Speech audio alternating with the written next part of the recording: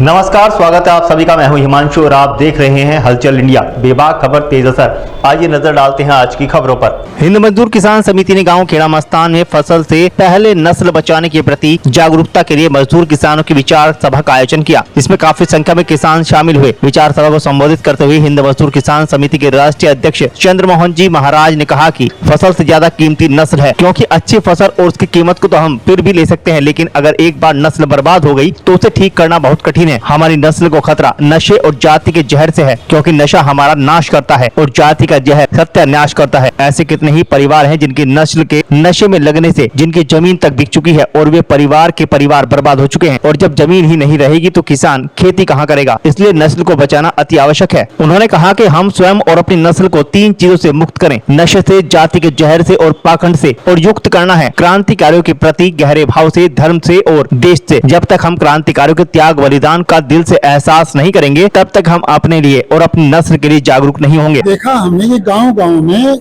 नशा कई रूपों में प्रवेश कर चुका। ये एक साजिश है कि हमारी नस्ल को नशे में डुबाने की और जाति के जहर के जाल में फंसाने की। गांव में नशा कई रूपों में है: सूखा नशा, गीला नशा, खाने का नशा, सूंघने का नशा। ये साजिश लगती है हमको। इससे अपनी नस्ल को बचाना जरूरी है। जब तक हम अपनी नस्ल को नहीं बचाएंगे, फसल का क्या करेंगे हम? अगर नस्ल हमारी बर्बाद हो गई, नस्ल के बाद फसल है।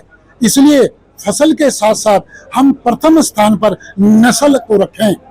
जाति का जहर पैदा किया जा रहा है हमारी नस्ल के अंदर, हमें बर्बाद करने के लिए। इसी जागरूकता का आज यहाँ छोटा सा एक कार्यक्रम था, उसमें हम आए।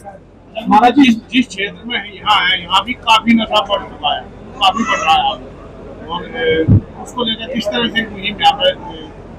इस क्षेत्र में जिला मुजफ्फरनगर में कई हजार युवा हैं इस अभियान से जुड़े हुए, जो चाय तक नहीं पीते। चाय तक यहाँ पर हम क्या करते हैं, युवाओं को नशे से मुक्त करने के लिए एक तो क्रांतिकारियों से जोड़ते हैं, धर्म से जोड़ते हैं। एक प्रयोग है अध्यात्म का, वो थोड़ी सी पूजा उन्हें सिखाते हैं, सुमरन की।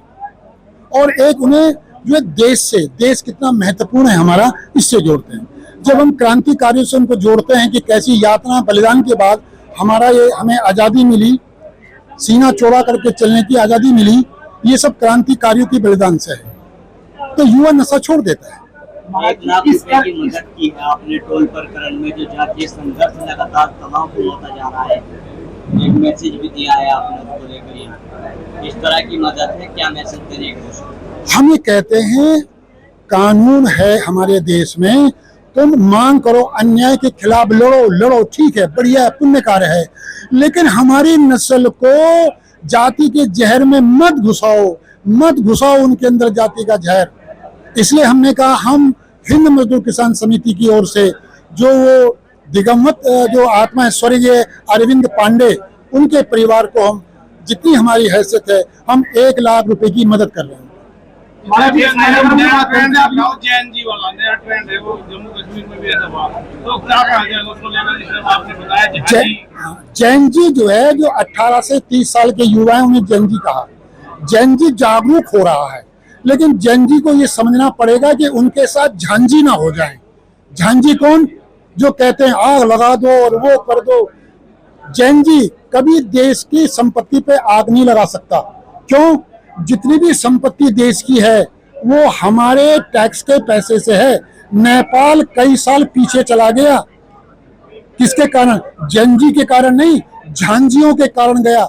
जैनजियों ने आग नहीं लगाई, झांझियों ने आग लगाई है। और जैनजियों को, जो जैनजी हैं, जो 18 से 30 साल के युवा हैं, जब भी कोई आंदोलन करें, अपने आग बगल में देख लें, कोई झांझी तो नहीं बैठा, नहीं तो बदनाम हो जाओगे, देश पीछे चला जाएगा। ये आग लगाने वाले झांझी हैं, झांझी, जैनजी नहीं। हमारे जम्मू कश्मीर में भी एक वांगचुक के द्वारा सोनम वांगचुक को गिरफ्तार किया गया है,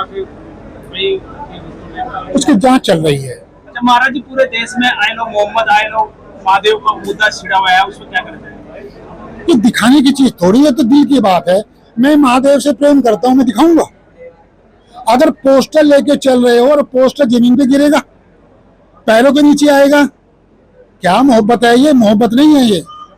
ये तो एक राजनीतिक स्टंट है कि आई लव मोहम्मद और आई लव महादेव। ये नहीं, दिल में है। मैं प्रेम करता हूँ महादेव से। मैं कहता फिरूंगा, दिखाता फिरूंगा क्या मैं?